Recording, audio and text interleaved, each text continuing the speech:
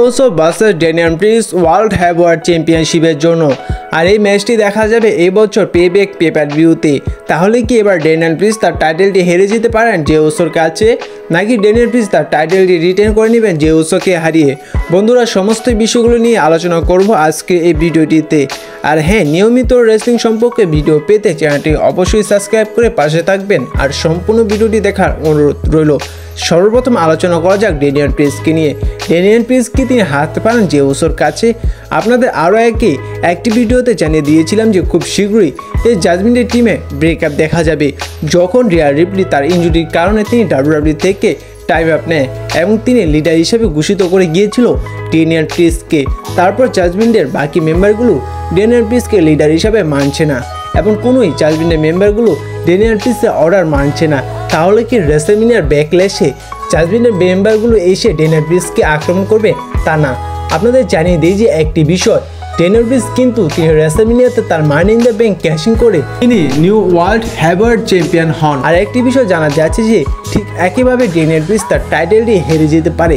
আর এবার জানা যাচ্ছে যে এবার যে মানি ইন দ্য ব্যাংক পেপার-ভিউটি হচ্ছে এবং যে মানি ইন দ্য ব্যাংক ম্যাচটি হবে, সে জায়গায় ফিন ব্যালার তার মানি ইন দ্য ব্যাংক জেতার সম্ভাবনা অনেকটাই রয়েছে এবং সে জায়গায় মানি in the bank fin blur জিতে তিনি ড্যানিয়াল প্রিন্সের উপর ক্যাশিং করে তিনি নিউ ওয়ার্ল্ড হেভিওয়েট চ্যাম্পিয়ন হবে। আর তারপরেই দেখা যাবে জাজমেন্টে টিমের ব্রেকআপ।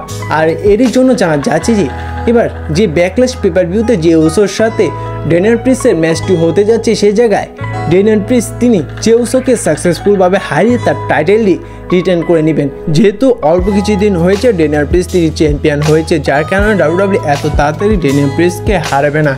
আর ডাব্লিউডাব্লিউ খুব শীঘ্রই ড্যানিয়াল প্রিন্সের যে জাজমেন্টের টিমটি রয়েছে সেই জাজমেন্টের টিমে ব্রেকআপ দেখাবে। আর যদি ড্যানিয়াল প্রিন্সের কাছে তার টাইটেলটি না থাকে, তাহলে তাদের ব্রেকআপ দেখানোর কোনো ইস্যুই থাকবে না। আর যার কারণে এবার জাজমেন্টের টিমে লিডার ড্যানিয়াল প্রিন্স তিনি চ্যাম্পিয়ন থাকবেন এবং তার টাইটেলটি হেরে যেতে পারেন সামারস্ল্যাম পেপার-ভিউতে। এবং সে জায়গায় দেখা যেতে পারে জাজমেন্টের টিমে ব্রেকআপ, সে জায়গায় দেখা যেতে পারে ফিন ব্যালার তার মানি ইন দ্য ব্যাংক ক্যাশিং করে তিনি নিউ ওয়ার্ল্ড হেভিওয়েট চ্যাম্পিয়ন হয়ে যেতে পারে। আর ড্যানিয়াল প্রিন্স এবং জে উসোর ম্যাচটির মধ্যে যেহেতু ব্যাকল্যাশ পেপার-ভিউতে হতে যাচ্ছে, সে জায়গায় অবশ্যই ব্লাড লাইন মেম্বারের ইন্টারফিয়ার দেখা যেতে পারে। আর আরেকটি কারণ যে জে উসো তিনি কেন ওয়ার্ল্ড হেভিওয়েট চ্যাম্পিয়ন হবে না, কেন তিনি ড্যানিয়াল প্রিন্সের কাছে হেরে যাবে?